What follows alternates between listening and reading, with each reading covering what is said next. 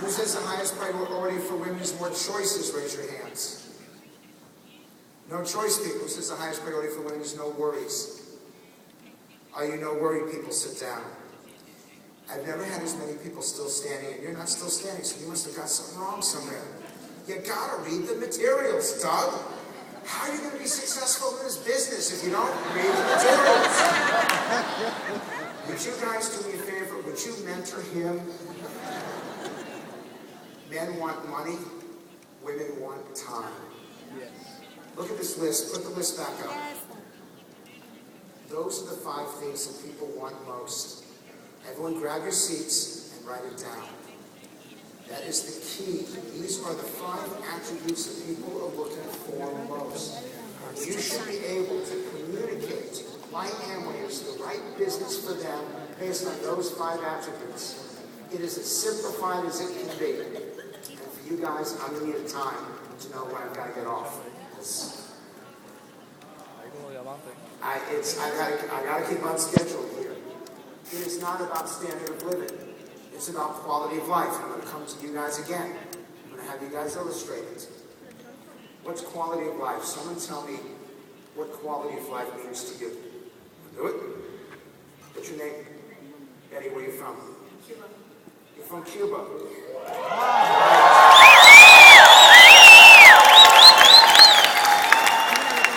Is there an Amway business in Cuba?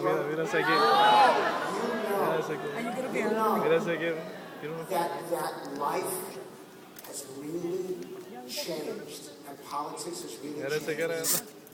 When Amway opens up its businesses and people can recruit in Cuba, I can't wait for that.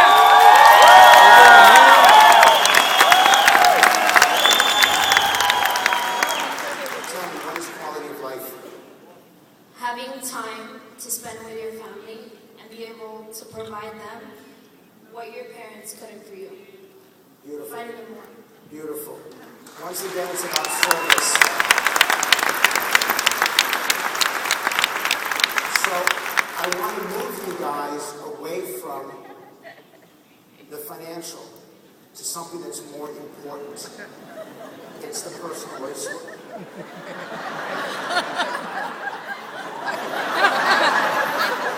When the two of you please stand.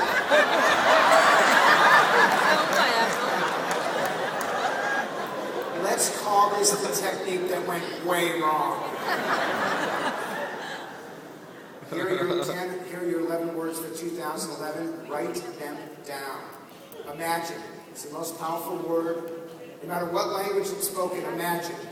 And imagine is about putting the business and the ideas and the impact in the eyes of the recipient rather than you. One of the things that I normally do, for those of you who've seen me, is I normally start from the back of the room. I've done it up here to make it easier for the photography people. But I want you to think about not how you present, but how they hear you. You're the best. I love what's behind me because I know it's red, white, and blue, and that's how I lead.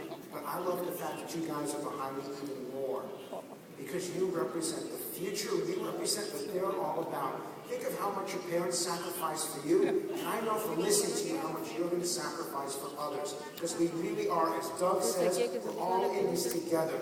And the more that the perspective comes from them, from the people that you're reaching out to, the stronger you're going to be. I'll give you one example.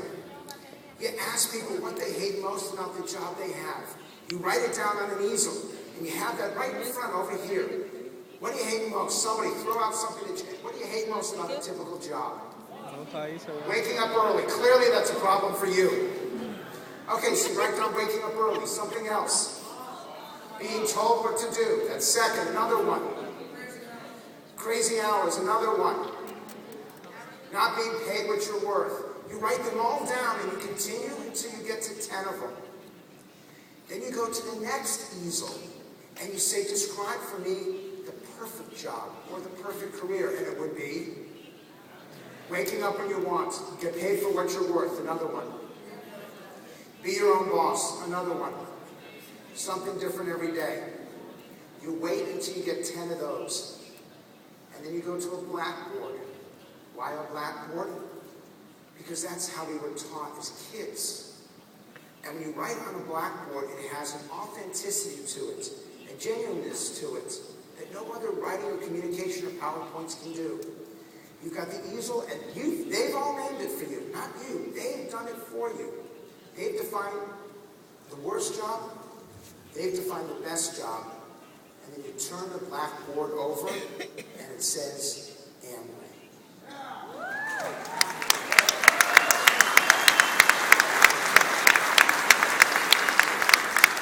All of this language is meant to help you connect to them, to help them understand you, and it's all done in their language. No excuses. The number one phrase, when someone says to me, I don't know if I can do it, you say to them, hey, no excuses.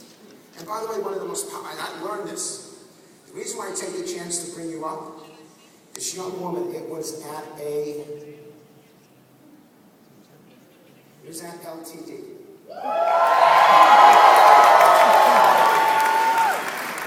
Maybe I should identify, but that's where it was. And I brought 4 people up, rather than 8,000 people. And this young woman, I bring her up, she's 18 years old, and she's very nervous. And the first couple answers to my questions, she was very awkward, and I wasn't going to give her the microphone, because I didn't want to embarrass her. And I finally asked her, asked the 4 people, what do you want most in life? And she motions me to take the microphone. And I handed it to her. And she said to me the 2 most powerful words that I've heard in my 15 months with Amway. What do you want most in life? Her response, no regrets. Think about that. You will never look back and say, if only, you don't regret the decisions you make, you actually regret those that you don't make. And from an 18-year-old to say no regrets, and that's what no excuses is about. And that, another one is, I get it. It's 3 words, 6 letters. When you tell them, I get it, when they show any kind of concern or doubt, by you saying, I get it, you're now on their level and they're on your level. And they're ready to hear from you. See, in Doug's presentation, Amway hasn't worked for everyone. But you know what I tell people? Some people just aren't willing to make the commitment. Some people just aren't willing to put in the time. Some people just don't want to do much. They want to get something for nothing. And you know that that doesn't happen in life. You're better than that. You've proven that you're better than that. And when you talk about I get it, it makes it so powerful because you understand their concerns and now you're on the same level. A couple more because I'm going to be out of time. If you remember only one thing, now you get a chance to do this, 1 shot in your presentation. 1 shot as you present the plan. Because when I say if you remember only one thing, they will remember the next 30 seconds and they will write it down. So if I say to you, if you remember only one thing,